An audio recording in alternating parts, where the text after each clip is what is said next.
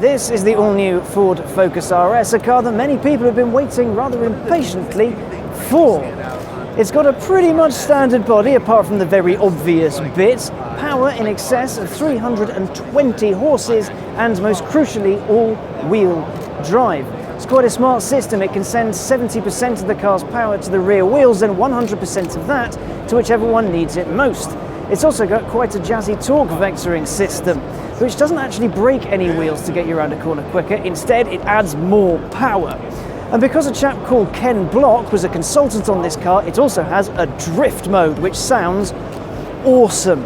I love the look of this thing. It's angry and shouty, and it makes the likes of the Merc A45 AMG, Audi S3 and the VW Golf R look a little bit pedestrian. I bet when the price tag's revealed, it'll make them look quite expensive as well. Performance details are sketchy at the moment because Ford has some more time to get more power out of it. But you know what? This is shaping up to be an incredible car. But to understand why, you need to know where it came from.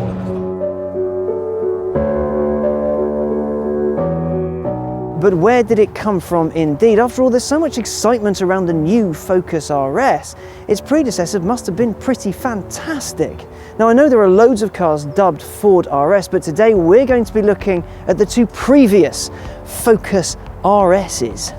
This is the first Focus RS, the one that started it all. It entered production in October 2002, is very blue. In fact, it was only available in this hue.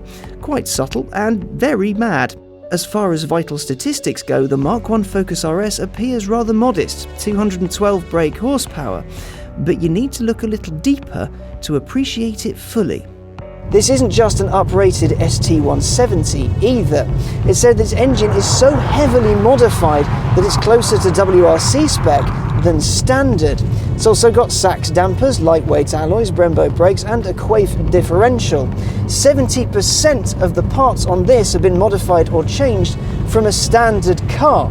And those changes apparently meant that Ford lost about £4,000 on each of the 4,500-ish that they sold.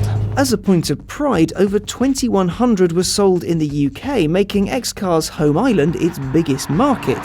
That said, we have small, rubbish roads, so something that's like a city car but mental kinda works here. The fact that it looks pretty standard is cool as well, though to the trained eye, it's something pretty special.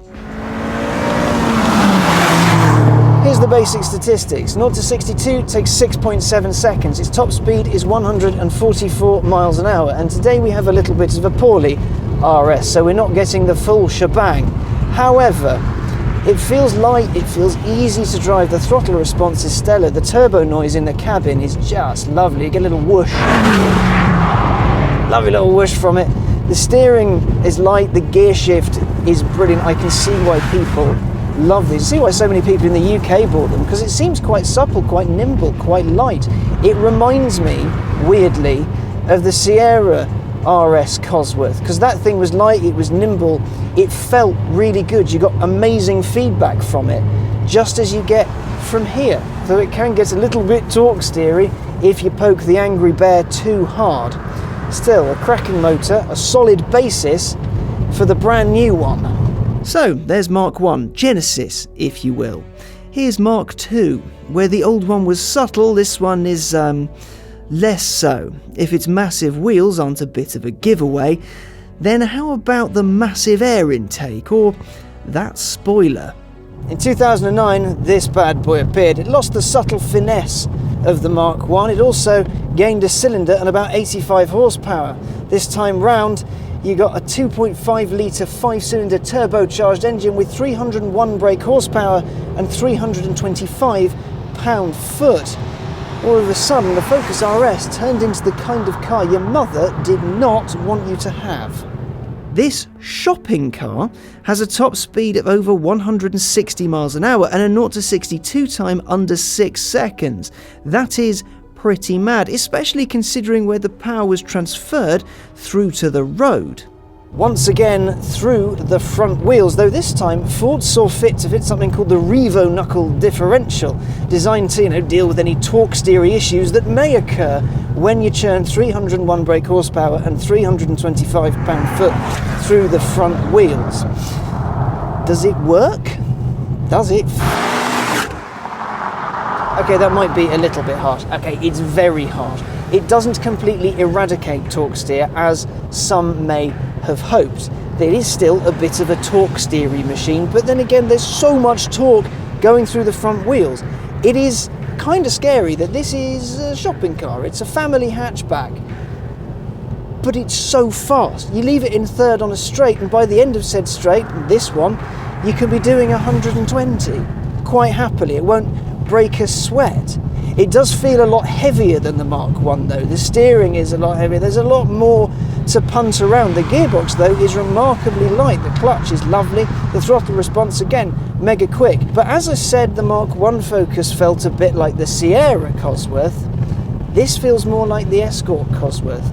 A lot more power, a lot more weight, and it just feels a little less responsive. The Mark 1 is more nimble, whereas this is just a brute. It's a massive brute. Its impressive stats come from a heavily modified engine, though the mods weren't all Ford could do, because in 2010 Ford brought out the RS 500, a 345 brake horsepower, 339 pound-foot matte black only monster. Its 0 to 62 was 5.6 seconds and its top speed was 165 miles an hour. A truly mad thing. I know now in 2015 we're in an age where things like the Mercedes AMG A45, the new Audi RS3, they all breach 345 horsepower without any problem. But this was like 2009, 2010, and the 500 had around that power a couple of years later. It was quite mental then, it's incredibly mental now, and I kind of like its hairy-chested madness. I like the way it makes me feel. I like the fact that if you just pop it in third, we're doing 60 miles an hour now. Now we're doing 70, 80, 90. That's 100, it's run out. There we go, into fourth. There we go. 110, 120 on the brakes. This is a Ford Focus and it just did 120 miles an hour. It's magic. How fast is the new one gonna be? That is the most potted of potted histories of the Focus RS. Now, we know that it's part of a much bigger picture, one we're going to touch on when the 2016 Focus RS comes out in 2016. But if the old cars are anything to go by, the new one is going to be fantastic.